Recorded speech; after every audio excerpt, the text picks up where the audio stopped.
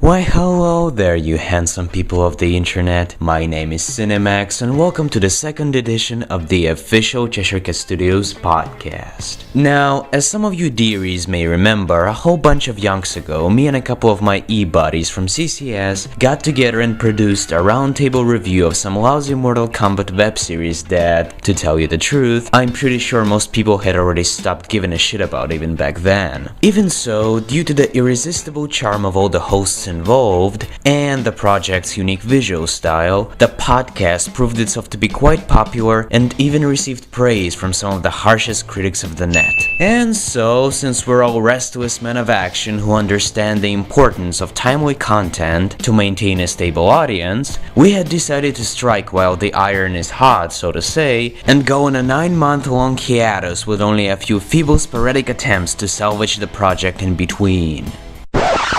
Yeah, we know. Real professional.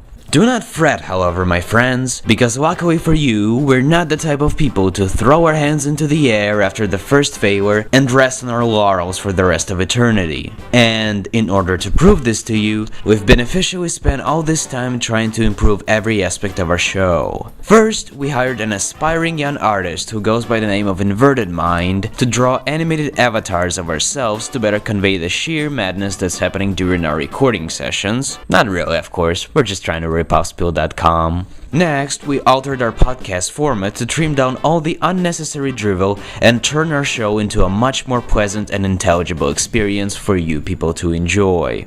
Not really, of course. We're just trying to rip off the Ricky Gervais show, obviously. And finally, we paid a demented 40-something-year-old hippie $50 to pretend to be a Virginia college student and tell us all sorts of bizarre and wacky stories from his childhood, or about his cat who's allegedly secretly an evil genius. Hey! Hey! But enough talk. You all have waited for this episode long enough already, so without further ado, please welcome the official CCS video podcast version 2.0. Like a wild train rolling, so wild and full of steam. Once you get us going, it's like nothing you have seen. With some fire in your belly, you'll move a little faster, and the devil in your eye makes you hit a little harder. Hello everyone and welcome to the Cheshire Cat official podcast. I'm Star and we have with us Laughing Man. Hello. Kenny Farino. Yeah. And the beloved Cinemax. What's up? And today we are elaborating a little bit more on a topic I mentioned slightly in my podcast, Silver Screen Podcast, movie theater experiences. So, couple questions for everybody here. Up first, do you guys have any personal movie theater related horror stories going on? Of course, everybody does. Okay. Yeah. Laughing Man, you want to go first then? Sure. All right. Am I an expert in theater management? No, but I've been to different types of theaters, from small towns to the big Carmike and IMAX theaters in like Seattle. And I won't blame just the theater though, but there's a lot to be desired about the movie-going experience, all right? First of all, the cost of food and drinks is absurd. I mean, especially for like a big fucking giant box of jujubes. And you get this gigantic fucking box that looks like about the same size as like a small shoebox, and then you open it up and when you're inside the theater, and the size of the packet of candy is like the size of a fucking condom wrapper. Oh, Lord.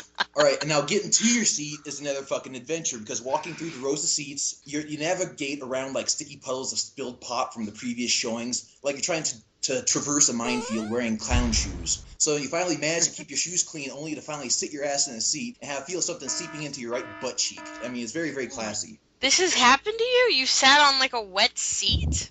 Yes. Jesus Christ. Now you Is it don't a have to normal go to the theater or fucking an theater. adult theater? Actually, Adult oh theater. Lord. No, dude, it was seriously a theater. I can't remember the movie. I think it was that one John Cusack movie about the hotel and the multiple personalities. Yeah. Or- Yeah.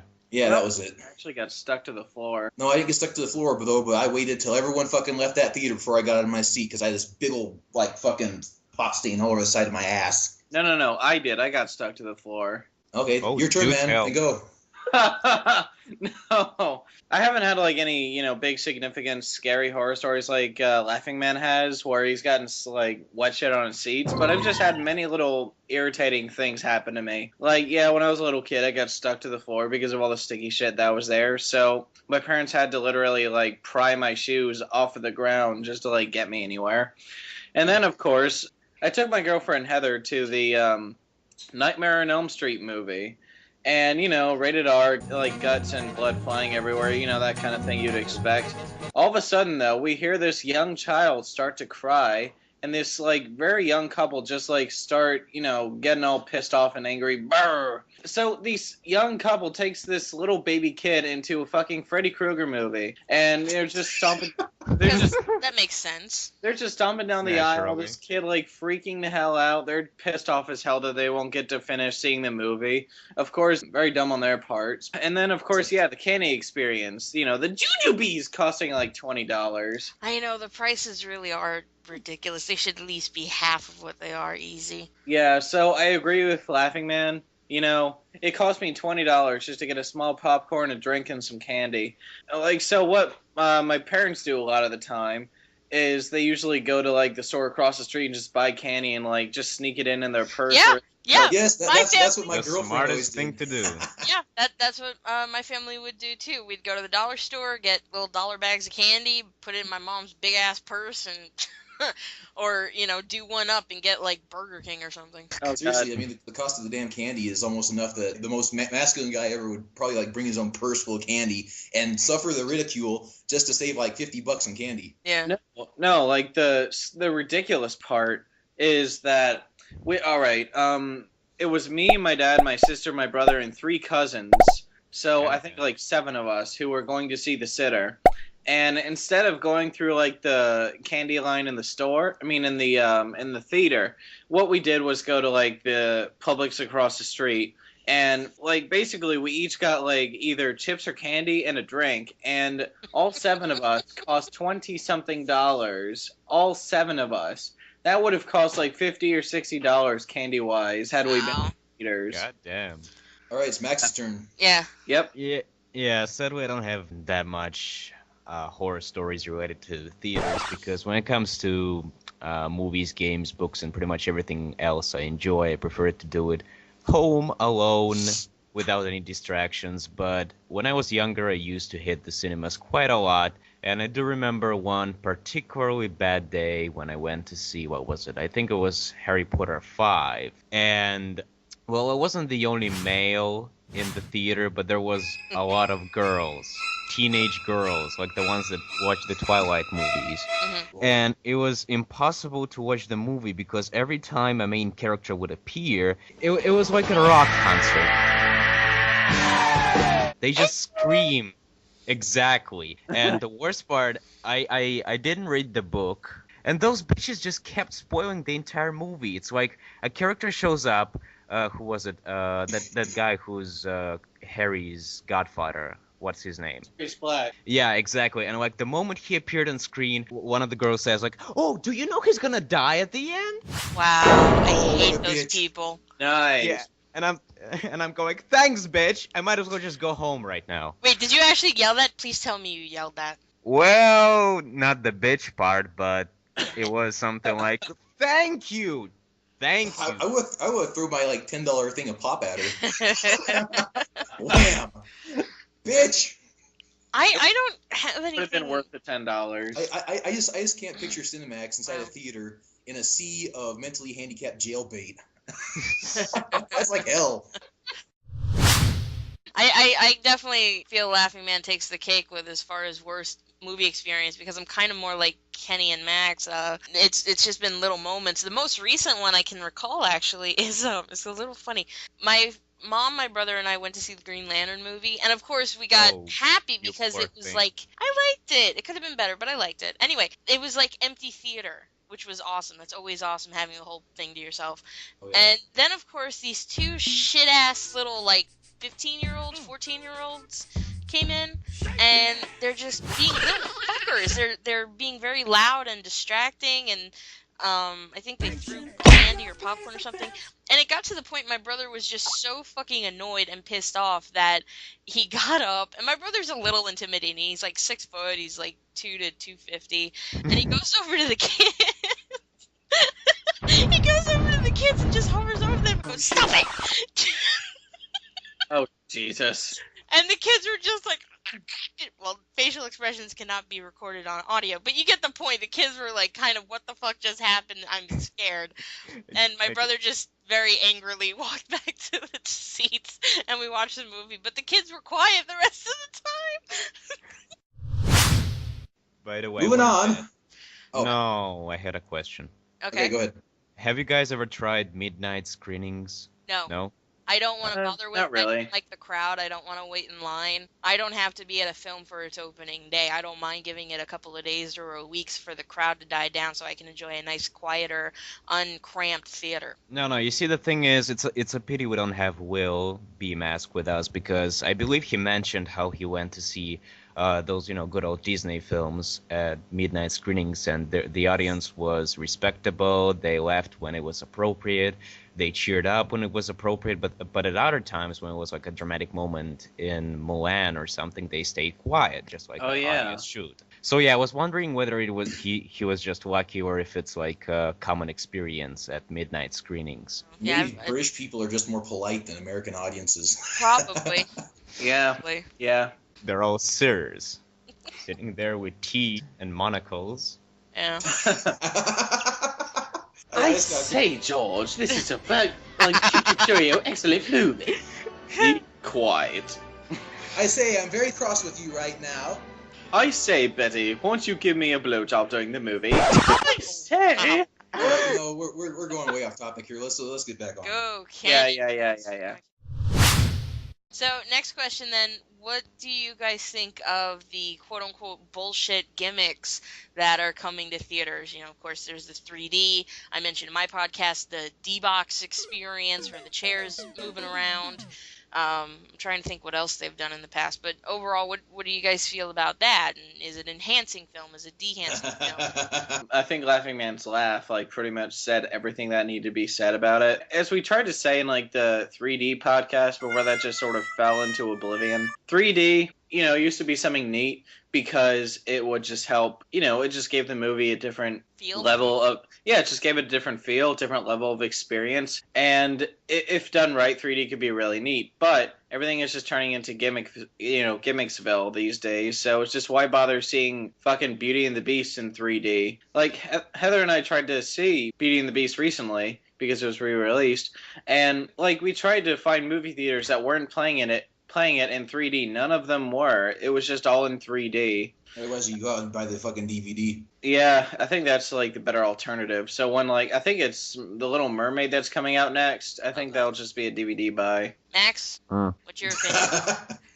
All right. I believe the title says it all. They're just bullshit and they're gimmicks. And if, like Kenny said, 3D when done right can actually, I guess it could enhance the experience, because people saying that film Hugo by Martin Scorsese, that the 3D is done right, it doesn't get in the way of the experience. But when you've got shit like the D-Box, or as I call it, the dumbass experience, or the D-bag. Yeah, or even that that movie Spy Kids 4 that came out a decade after the last Spy Kids movie. Yeah, and the main gimmick was the whole 4D, which turned out to be smell-o-vision.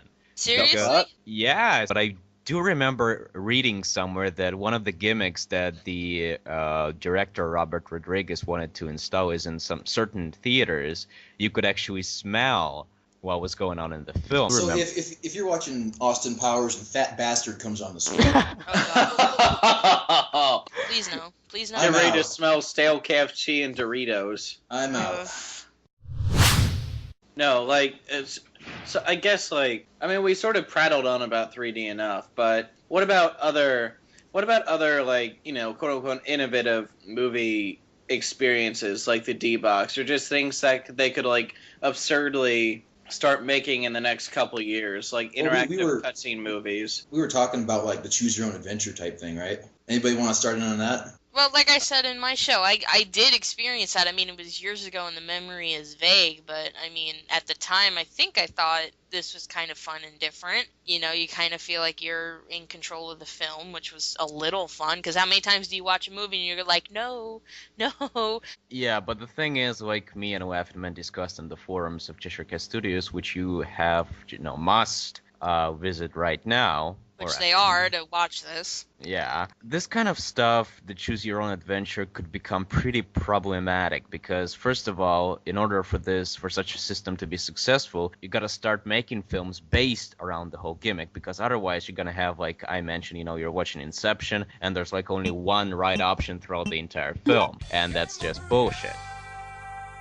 And second, I'm not sure whether movies really need a system like this, because I say leave the interactivity part to video games and stuff like that, because I don't know, I when I watch a movie, I want to enjoy someone else's story, but if I want to make my own story, I'll just go and play a video game, and that's my take. So it would work by, like, the audience. It'd be like a popular vote with the audience, right? There'd be like a little keypad or something. You press the blue button for option 1, red button for option 2, and the popular vote continues the story. Honestly, I think the average movie-going audiences are way too dumb for implementing anything like that.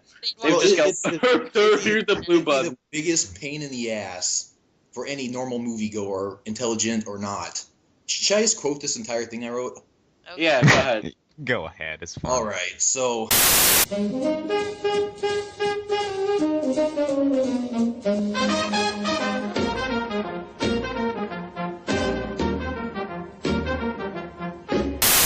So 15 minutes into Inception, you get a game over screen thanks to audience voting for the wrong option. You blame everyone for hitting the red button even though you hit it yourself. You leave the theater and go back in, spend another $10 on a ticket and $9 on a small Coca-Cola and give it another go. You hit the blue button this time, but now there's a new audience who outvotes you with the red button and you die once again at the 15-minute mark. You leave the theater, spend another $10 on a ticket, and because your $9 Coca-Cola was mostly water, you're forced to pay $2 in quarters to unlock the theater's new pay urinal, the next logical place for theaters to screw you over and make the movie-going experience even more unbearable. After hunting for 8 quarters by checking payphones, begging from strangers, and picking spare change off the bathroom floor, all while dancing around like a Special Olympics floor routine gymnast, you finally find relief. The next man who enters the restroom pisses in the trash bin while you're trying to find another spare quarter to use the theater's new coin-operated sink. You return to the lobby and pay another $10 for stale popcorn that tastes like it's marinated in the same yellow substance you found some of the bathroom floor quarters in, and return once again to play your video game movie, swearing to God that if any assholes hit the red button ever again, you're gonna go on a homicidal rampage with a weed whacker wearing nothing but white gloves and a tinfoil hat. At the 15-minute mark, you stand up in your chair and threaten to disembowel anybody who even dares to think of the red button. The audience doesn't take you seriously, so you curb stomp a 16-year-old cocksucker who's been talking on the smartphone the entire time, and the audience quickly presses the blue button. At the 30-minute mark, you're supposed to hit the red button this time instead of blue, so game over. You go across the street to the Home Depot and purchase Reynolds Wrap and a still weed eater. Yeah, idea. You're a maniac. Ladies and gentlemen, applause. Oh yeah, damn right. Woo! The worst thing is I actually talk like this. This is me when I am pissed. Wow. This is Laughing Man in real life, ladies. This Line on up. Not a one-time occurrence. If you know me, I do this daily. Curb stomp teenagers. Damn. I wish. Come on, ladies, you single. That's You what know you want.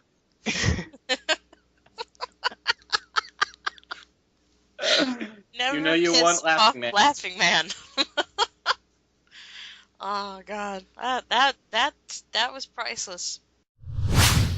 I recently tried the D-bag chair, you know. Oh, you did? Yeah, I recently tried the D-bag chair, wasted, I think, like $15 on a ticket. I'm not sure. Wait, I you forget. actually watched a whole movie doing that? I think so. I was just sort of curious. Plus, I knew this podcast was coming up, so why not? So when I got in there, you know, I first noticed the chair. All right, the chair was there. I was like, fine, okay. So I sat down, and when the movie started up, it felt like the chair was starting to take off like a space shuttle. I was like, oh dear, oh no, here we go. Shit. Did you tense up and keep yourself level, or did you just kind of go ragdoll and just go with the chair? Honestly, I go ragdoll all the time anyway. So no, so you felt like a bobblehead then, right? Because that's how you said it felt like. No, I wish there was a seatbelt on it at least, because like the entire time it felt like I was at a rave. You know, I was just flailing around going "Oomps, oomps, oomps, oomps," while the chair was just doing its thing.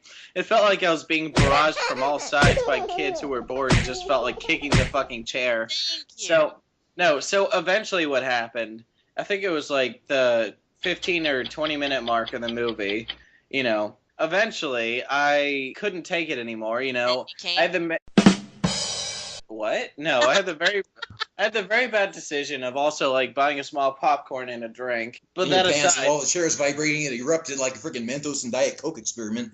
no. What ended up happening was my Kenny walks out with wet pants and like, holy crap, it must have been really good. Yeah. What kind of movie did you watch? Stripperella? No, Debbie Takes Dallas, but like my Ew. stomach actually started to erupt like a fucking Coke and Mentos thing. So I lurched up from the chair and I started running down the aisle. I did not give a shit who was in my way. People's drinks started flying everywhere. So yes, I did actually come out of the theater wet, but for the different reason. And so I just dashed in the bathroom, and that was my D-chair experience. So Never it makes again. you literally nauseous. Yes, never again. Wow. You know what'd be really funny is to take a beer, like a can of beer, and just stick it inside the D-box thing. And, you know, it'll shake it up all nice. You don't open it, though. You leave it for the next person to come in. They're like, oh, look, an unopened beer. Boom. Oh, effing man, you asshole. Anyways, I was gonna. laughing man. Let Max Go talk. ahead, Max. Go ahead, Max. Yeah, I was gonna mention. You remember that old THX intro, the one with the sound The audience is vibrations? now Yeah, deaf. yeah, I remember. Yeah, imagine like with the D-Box experience, the intro is like 20 seconds long, and in those 20 seconds, the audience gets, you know, thrown in their chairs, like breaking There's bones. there's a etc. pregnant woman in the audience. All of a sudden, hears. And it feels like a 10-point earthquake. God damn it. You know what? I was gonna mention this earlier though. You know how like I think it was the old Vincent Price movie, The House on Haunted Hill. How they used to have like that skeleton fly through the theater. Oh yeah. Cool, They used to have though. like people like stalking the theater and they'd like, you know, scare people. I remember Kenny told me that when the new Nightmare on Elm Street came out, he dressed up like Freddy Krueger. He had the claw. And go ahead and tell the story. Kenny. It's pretty- Oh yeah. This was like in the same showing where like there was the crying baby and the angry couple. But what I did, I dressed up as Freddy Krueger, right? So I brought like shitty foam hat and the striped sweater and the claw. It was a plastic claw, mind you. But during like the scary parts of the movie, there was this person who was actually falling asleep right in front of me. And so what I ended up doing was, People laugh. yeah, I just started like creeping my claw up like through the back of her ever so slowly, bringing it over the edge, and I rested the claw on her shoulder and started like tapping my fingers on it. Oh my And god. she just sort of started awake, like, oh, you know. Welcome Nice. to my nightmare, bitch. Yeah. If only I said that.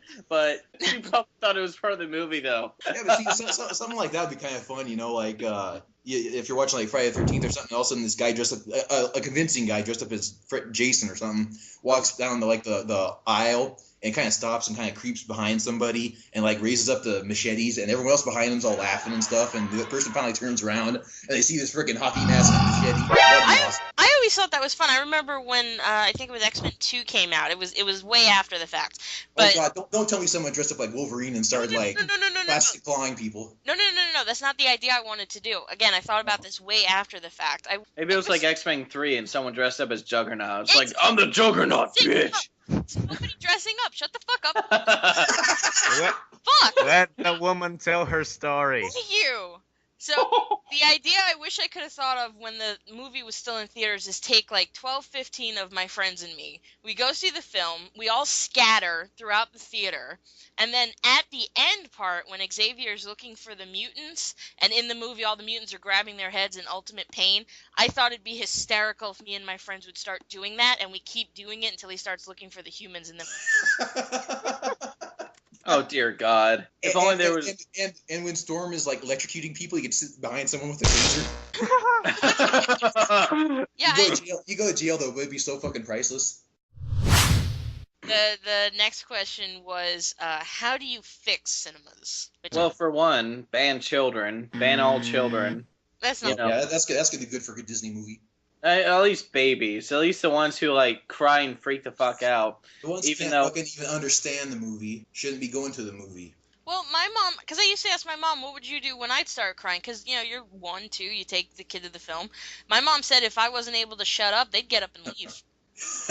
they take Star in the cradle, they open the back door to the theater, drop her off in the alley, and watch the movie.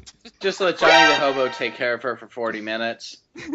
And then I get to just see a little baby Star turning and looking at the hobo. He's like, oh, I cut off. All right, Max, you got any ideas? Yeah, actually, I think the idea that Kenny proposed, if it's a horror movie and, have, like, someone dress up like Freddy Krueger or Jason, and at a certain point in the movie, like, the scariest part of the movie, like, he shows up out of nowhere, it could backfire since it's gonna be distracting, but that could actually work. I mean, as long as it's not obnoxious. I mean, like 12 people scattering throughout the audience and then screaming or something like that. Yeah, I mean, just do it like William Castle did.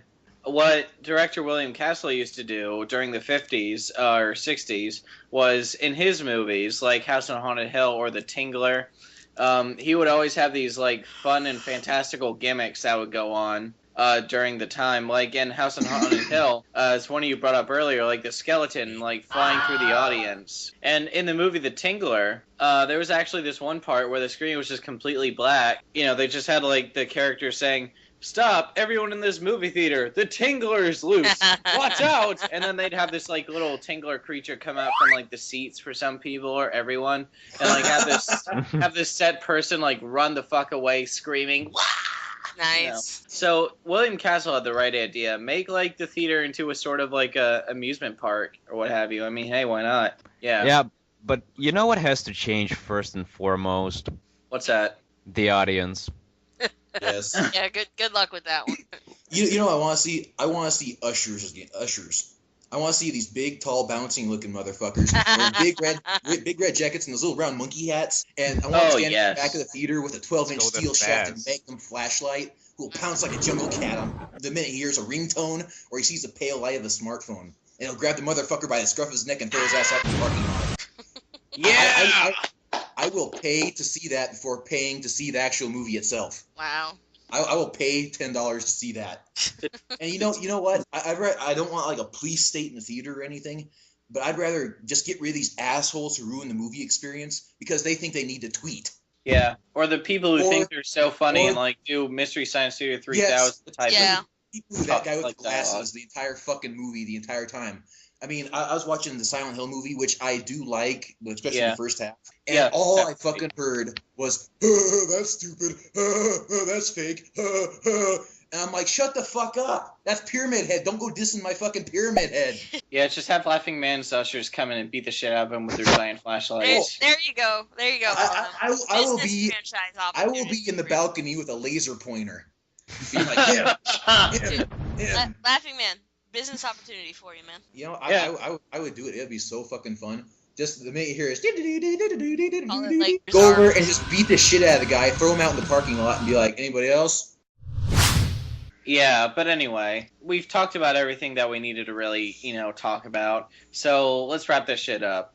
Yep. So for me, get the prices of everything down and be reasonable. I don't want to spend $20 for a fucking tub of popcorn, especially when the popcorn is fucking stale and it tastes like goddamn olive oil. So get the prices down. Have some type of like enforcement over the cell phone policy. And kick small children in the face when they start crying.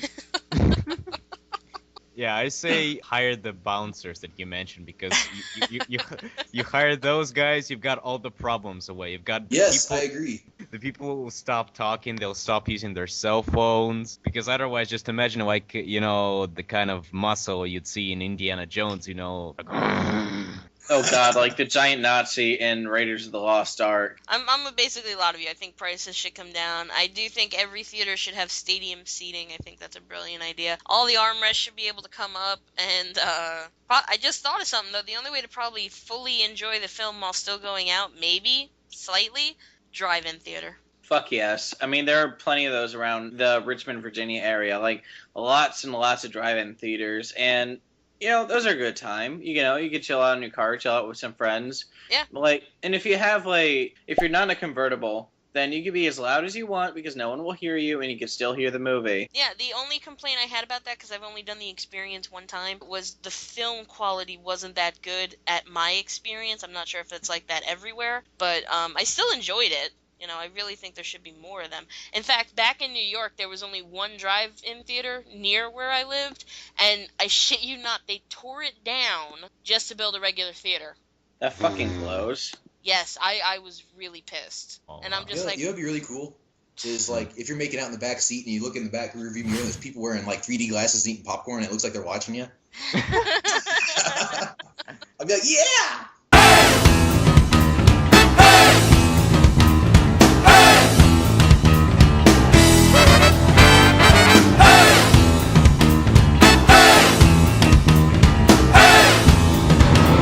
This is what it means when we swing on your brother.